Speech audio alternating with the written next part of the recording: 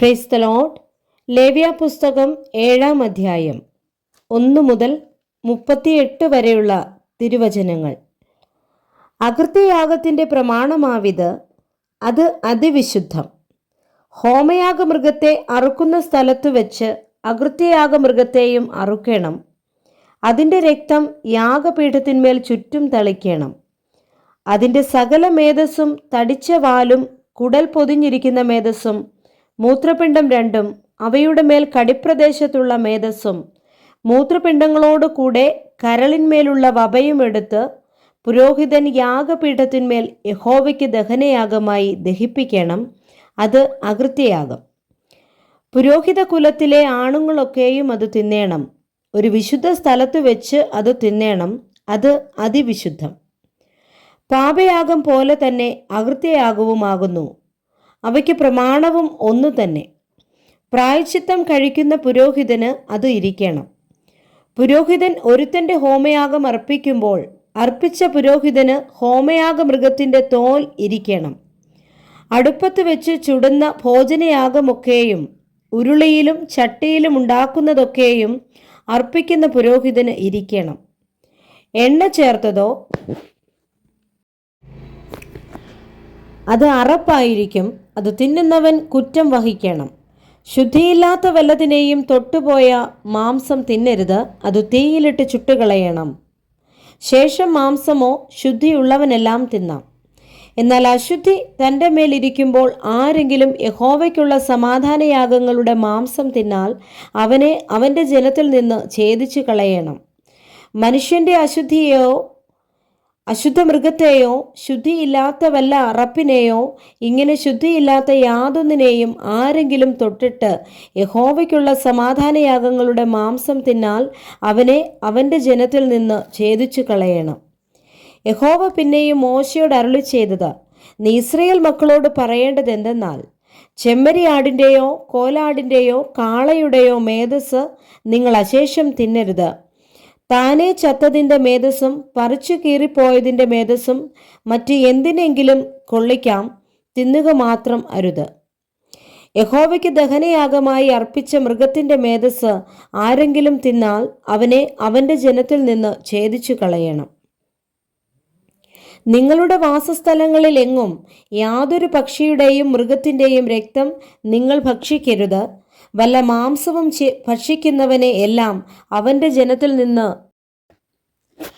ചേർക്കാത്തതോ ആയ സകല ഭോജനയാഗവും അഹരോന്റെ സകല പുത്രന്മാർക്കും ഒരുപോലെ ഇരിക്കണം. യഹോവയ്ക്ക് അർപ്പിക്കുന്ന സമാധാനയാഗത്തിൻ്റെ പ്രമാണമാവിത്. അതിനെ സ്തോത്രമായി അർപ്പിക്കുന്നു എങ്കിൽ അവൻ സ്തോത്രയാഗത്തോടു കൂടെ എണ്ണ ചേർത്ത പുളിപ്പില്ലാത്ത ദോശകളും എണ്ണ പുരട്ടിയ പുളിപ്പില്ലാത്ത വടകളും എണ്ണ ചേർത്ത് കുതിർത്ത നേരിയ മാവ് കൊണ്ടുണ്ടാക്കിയ ദോശകളും അർപ്പിക്കണം. സ്തോത്രമായുള്ള സമാധാനയാഗത്തോടു കൂടെ പുളിച്ച മാവ് കൊണ്ടുള്ള ദോശകളും ഭോജനയാഗമായി അർപ്പിക്കണം. ആ എല്ലാ വഴിപാടിലും അതത് വകയിൽ നിന്ന് ഓരോന്ന് യഹോവയ്ക്ക് നീരാജനാർപ്പണമായിട്ട് അർപ്പിക്കണം. അത് സമാധാനയാഗത്തിൻ്റെ രക്തം തളിക്കുന്ന പുരോഹിതന് ഇരിക്കണം. എന്നാൽ സ്തോത്രമായുള്ള സമാധാനയാഗത്തിൻ്റെ മാംസം അർപ്പിക്കുന്ന ദിവസത്തിൽ തന്നെ തിന്നണം. അതിലൊട്ടും പ്രഭാതം വരെ ശേഷിപ്പിക്കരുത്. അർപ്പിക്കുന്ന യാഗം ഒരു നേർച്ചയോ സ്വമേധാദാനമോ ആകുന്നുവെങ്കിൽ യാഗം അർപ്പിക്കുന്ന ദിവസത്തിൽ തന്നെ അത് തിന്നണം. അതിൽ ശേഷിപ്പുള്ളത് പിറ്റന്നാളും തിന്നാം. യാഗമാംസത്തിൽ 3-ാം ദിവസം വരെ ശേഷിക്കുന്നത് തീയിലിട്ട് ചുട്ടുകളയണം. സമാധാനയാഗത്തിൻ്റെ മാംസത്തിൽ ഏതാനും 3-ാം ദിവസം തിന്നാൽ അത് പ്രസാദമായിരിക്കുകയില്ല, അർപ്പിക്കുന്നവന് കണക്കിടുകയുമില്ല. ഛേദിച്ചു കളയണം. യഹോവ പിന്നെയും മോശയോട് അരുളി ചെയ്തത്, നീ ഇസ്രായേൽ മക്കളോട് പറയേണ്ടത് എന്തെന്നാൽ, യഹോവയ്ക്ക് സമാധാനയാഗം അർപ്പിക്കുന്നവൻ തൻ്റെ സമാധാനയാഗത്തിൽ നിന്ന് യഹോവയ്ക്ക് വഴിപാട് കൊണ്ടുവരണം. സ്വന്തം കൈയാൽ അവനത് യഹോവയുടെ ദഹനയാഗമായി കൊണ്ടുവരണം. യഹോവയുടെ സന്നിധിയിൽ നീരാജനാർപ്പണമായി നീരാജനം ചെയ്യേണ്ടതിന് നെഞ്ചോടുകൂടെ മേധസ്സും കൊണ്ടുവരണം. പുരോഹിതൻ മേധസ് യാഗപീഠത്തിന്മേൽ ദഹിപ്പിക്കണം. എന്നാൽ നെഞ്ച് അഹരോനും പുത്രന്മാർക്കും ഇരിക്കണം. നിങ്ങളുടെ സമാധാനയാഗങ്ങളിൽ വലത്തെ കൈക്കുറക് ഉദർച്ചാർപ്പണമായി ഉദർച്ചാർപ്പണത്തിനായി നിങ്ങൾ പുരോഹിതന്റെ പക്കൽ കൊടുക്കണം. അഹരോന്റെ പുത്രന്മാരിൽ സമാധാനയാഗങ്ങളുടെ രക്തവും മേധസ്സും അർപ്പിക്കുന്നവന് തന്നെ വലത്തെ കൈക്കുറക് ഓഹരിയായിരിക്കണം. ഇസ്രയേൽ മക്കളുടെ സമാധാനയാഗങ്ങളിൽ നിന്ന് നീരാജനത്തിൻ്റെ നെഞ്ചും ഉദർച്ചയുടെ കൈക്കുറകും ഞാൻ എടുത്ത് പുരോഹിതനായ അഹരോനും പുത്രന്മാർക്കും ഇസ്രയേൽ മക്കളിൽ നിന്നുള്ള ശാശ്വതാവകാശമായി കൊടുത്തിരിക്കുന്നു. ഇത് അഹരോനെയും പുത്രന്മാരെയും യഹോവയ്ക്ക് പുരോഹിത ശുശ്രൂഷ ചെയ്യുവാൻ പ്രതിഷ്ഠിച്ച നാൾ മുതൽ യഹോവയുടെ ദഹനയാഗങ്ങളിൽ നിന്ന്